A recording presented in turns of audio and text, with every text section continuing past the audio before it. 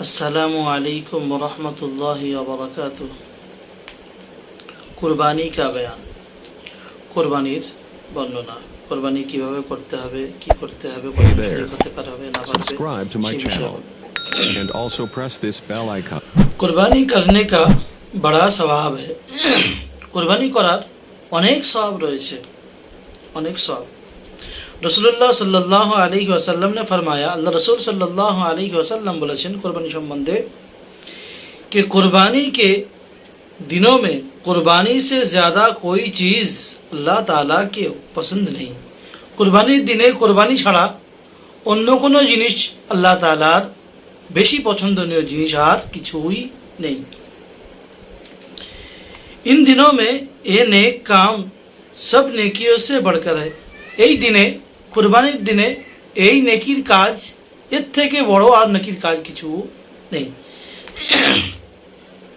और कुर्बानी करते वक्त यानी ज़बह करते वक्त खून का जो कतरा ज़मीन पर गिरता है तो ज़मीन तक पहुँचने से पहले ही अल्लाह ताला के पास मकबूल हो जाता है। कुर्बानी करार समय যখন জানোয়ারকে কুরবানি করা হয়, জবাই করা হয়, জবাই করার সময় তার রক্ত মাটিতে পৌঁছানোর আগে, মাটিতে পড়ার আগে আল্লাহ রাব্বুল আলামিন তার কুরবানি কবুল করে নেন। तो खुद खूब खुशी से और खूब दिल खोल कर कुर्बानी किया करो। এই জন্য খুব খুশির সঙ্গে দিল খুলে আল্লাহর রাস্তায় কুরবানি করো। और हुजूर सल्लल्लाहु अलैहि वसल्लम ने फरमाया है कि कुर्बानी के जानवर पर जितने बाल होते हैं, अल्लाह रसूल सल्लल्लाहु अलैहि वसल्लम বলেছেন কুরবানি বিষয়ে যে কুরবানির জানোয়ারের গায়ে যত পরিমাণ লোম হয়, যত পরিমাণ পশম থাকে, हर हर बाल के बदले में एक एक नेकी लिखी जाती है। একটা একটা লোমের বদলে একটা একটা নেকি দেওয়া হয়।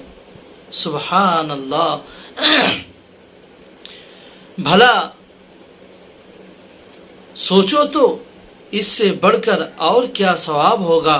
भावो এই বিষয়ে যে এর থেকে বড় আর কি সওয়াব হতে পারে। कि एक कुर्बानी करने से हजारों लाखों नेकियां मिल जाती हैं। একটা কুরবানি করলে হাজার লাখ নেকি পেয়ে যাবে। फिर भेड़ के बदन पर जितने बाल होते हैं, भेड़ार शरीरे যত পরিমাণ লোম হয়, अगर कोई सुबह से शाम तक गिने तब भी ना गिन पावे। যদি বা কোনো মানুষ মনে করে সকাল থেকে সন্ধ্যা পর্যন্ত একটা ভেড়ার শরীরে কত পরিমাণ লোম রয়েছে গুনবো, যদি গুনতে চায় সকাল থেকে সন্ধ্যা শেষ হয়ে যাবে এবং তার সেই ভেড়ার বাল গুনে শেষ করতে পারবে না। बस सोचो तो कितनी नेकियां हैं। তারপরে ভাবো যে কতটা পরিমাণ নেকি আল্লাহ রাব্বুল আলামিন কুরবানির মধ্যে রেখেছেন।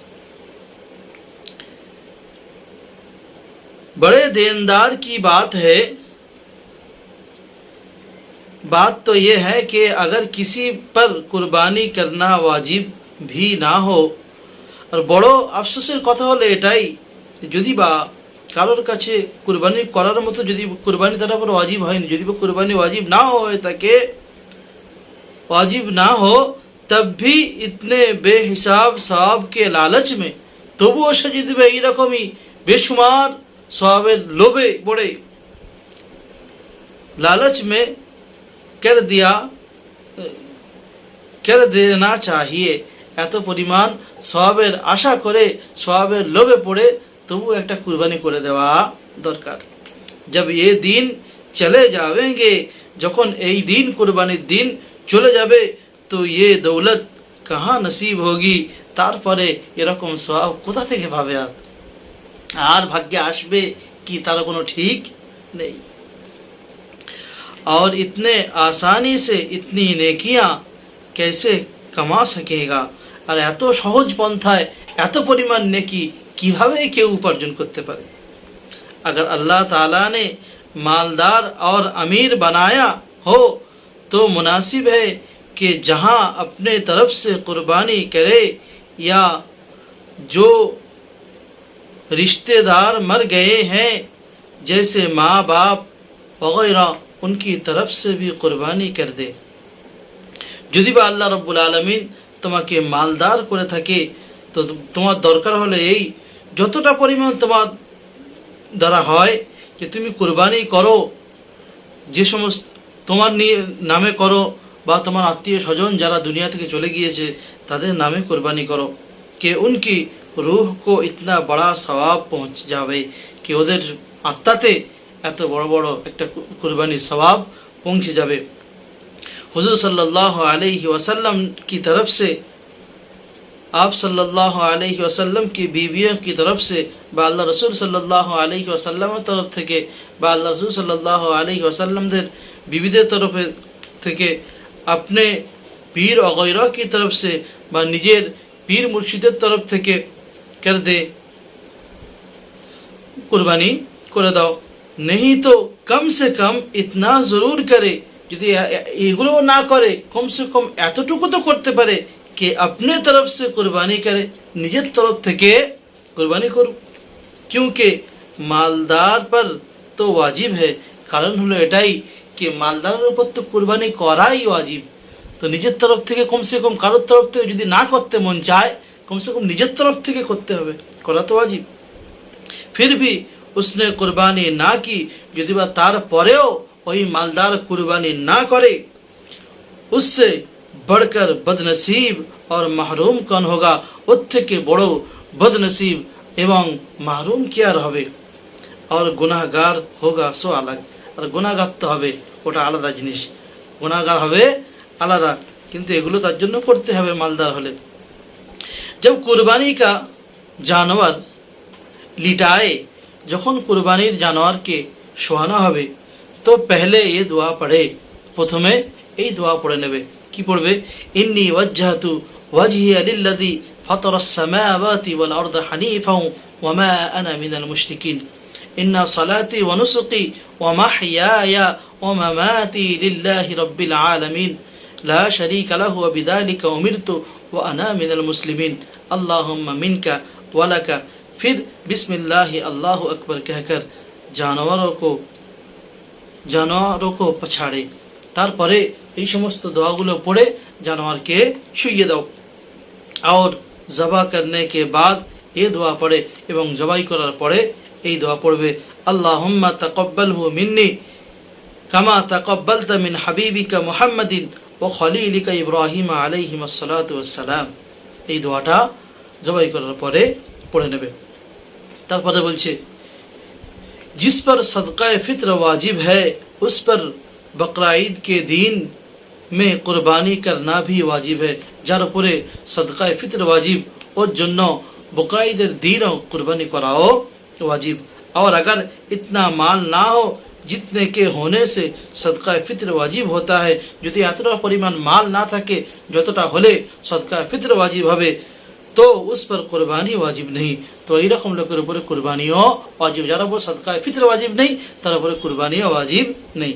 लेकिन फिर भी अगर कुर्बानी कर दे तो बहुत सवाब पाएगा।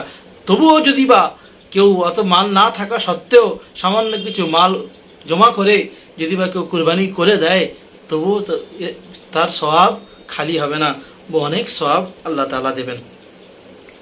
মুসাফিরের উপর কুরবানি करना वाजिब नहीं, यदि केउ मुसाफिर है मुसाफिरेर जन्य कुरबानी करा वाजिब नय। बकरा ईद के 10वीं तारीख से लेकर 12वीं तारीख की शाम तक कुरबानी करने का वक्त है। बकरा ईदेर दिन 10 तारीख থেকে নিয়ে 12 तारीखेर সন্ধ্যা পর্যন্ত कुरबानी करार समय।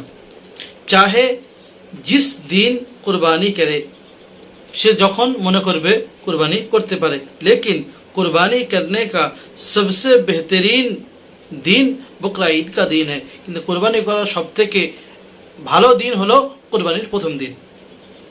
फिर 11 तारीख, फिर 11 तारीख, তারপরে 11 तारीख, फिर 12 तारीख, তারপরে 12 तारीख। बकरा ईद के दिन नमाज होने से पहले कुर्बानी करना दुरुस्त नहीं। बकरा ईদের दिन ঈদের নামাজের আগে কুরবানি করা চলবে না। जब लोग नमाज पढ़ चुके तब करे, যখন লোকেরা ঈদের নামাজ পড়ে নেবে তারপরে কুরবানি শুরু করবে। अलबत्ता अगर कोई किसी देहात में या गाँव में रहता हो, যদি বা কেউ কোনো দেহাতে বা কোনো গ্রামে থাকে, এমন জায়গায় যেখানে মসজিদ নেই বা যেখানে ঈদের নামাজ হয় না, ঈদের নামাজ হওয়ার মতো পরিস্থিতি নেই, এরকম জায়গায় যদি হয় रहता हो तो वहाँ फजर की नमाज के बाद ही कुर्बानी कर देना दुरुस्त है। ওই সমস্ত জায়গায় ফজরের নামাজ পড়ে কুরবানি করে দিলেও চলবে। शहर के और कस्बा के रहने वाले नमाज के बाद करे। শহরে এবং কসবা যারা বড় গ্রামে থাকে, যেখানে জুমার নামাজ হয়, যেখানে ঈদের নামাজ হয়, তাদের দরকার হলো এই যে ঈদের নামাজ শেষ করে তারপরে কুরবানি করবে। তারপরে কুরবানি আরও মশলা রয়েছে, পরে বলবো ইনশাআল্লাহ। আসসালামু আলাইকুম রহমতুল্লাহ।